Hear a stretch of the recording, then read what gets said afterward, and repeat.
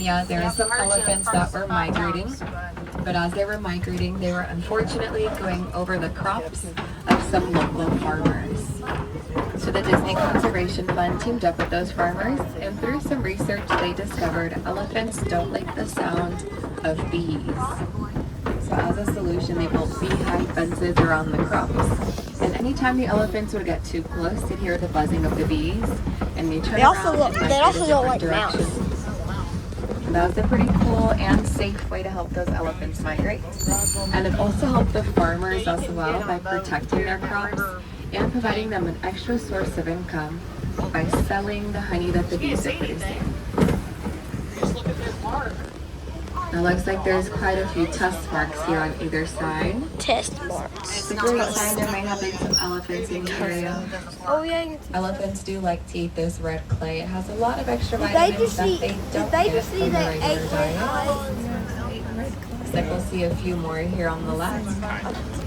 Oh, there's an elephant. There's an elephant. So.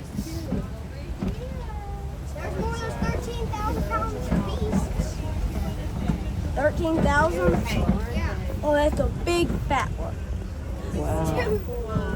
Now, due to their size, it can be a little tricky sometimes for elephants to stay cooled off. Oh, one of them's pooping. So one thing that they do is they'll flap those ears back and forth. There's another one. They have a lot of blood vessels that tend to get trapped back there. So when they flap their ears, it helps to release those blood vessels. During that process, they can cool down by a few degrees. Bamboo fork. These elephants, they are going to use those trunks for pretty much everything. Their trunks are prehensile, which means finger-like. So their trunk works the same way that our fingers do. And they're also very strong.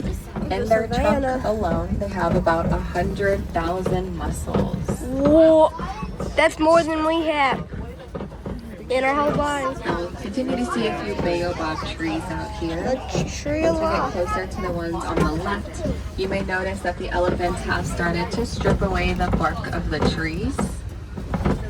So they'll be the ones to open those trees up to the water on the inside.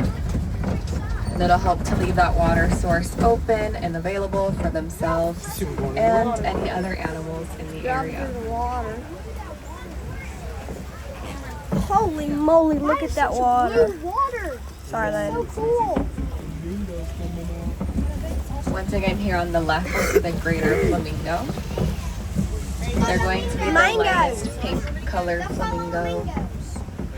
It's like the white Whenever they hatch, they actually hatch a gray color. They get that pink coloration, mostly from their diet.